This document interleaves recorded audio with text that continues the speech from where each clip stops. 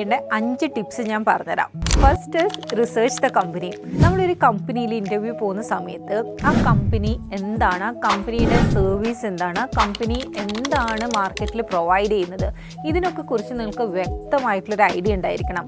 അതുപോലെ തന്നെ ഒരു കമ്പനി ഒരു വേക്കൻസി വരുന്ന സമയത്ത് നിങ്ങളെ കണക്ട് ചെയ്യുന്ന സമയത്ത് നിങ്ങൾ ആ കമ്പനിയുടെ ജോബ് ഡിസ്ക്രിപ്ഷൻ കറക്റ്റായിട്ട് വായിച്ചു നോക്കണം. ആ JDയിൽ ആ കമ്പനി നിങ്ങളിൽ നിന്ന് എന്താണ് എക്സ്പെക്ട് ചെയ്യുന്നതെന്ന് മെൻഷൻ ചെയ്യുന്നുണ്ട്.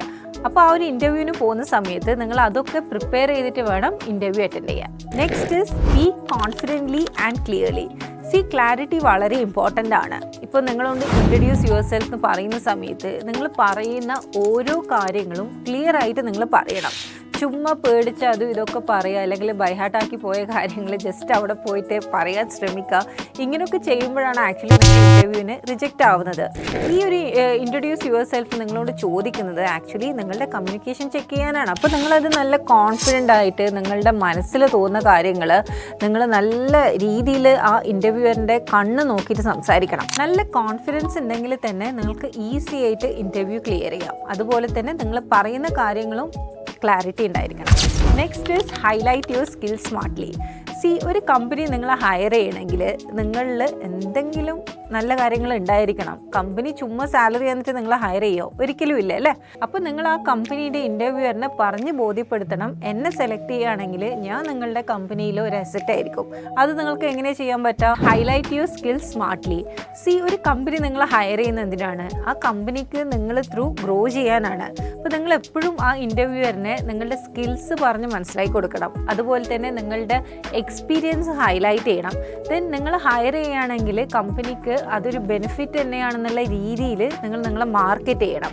അതുപോലെ തന്നെ നിങ്ങളുടെ അച്ചീവ്മെൻറ്റ്സും നിങ്ങളുടെ പ്രൊജക്ട്സും നിങ്ങൾക്ക് എന്തൊക്കെ ഷോക്കേസ് ചെയ്യാൻ പറ്റുന്നോ അതൊക്കെ നിങ്ങൾ സ്മാർട്ടായിട്ട് അവരുടെ മുൻപിൽ പ്രസൻറ്റ് ചെയ്ത് കൊടുക്കണം.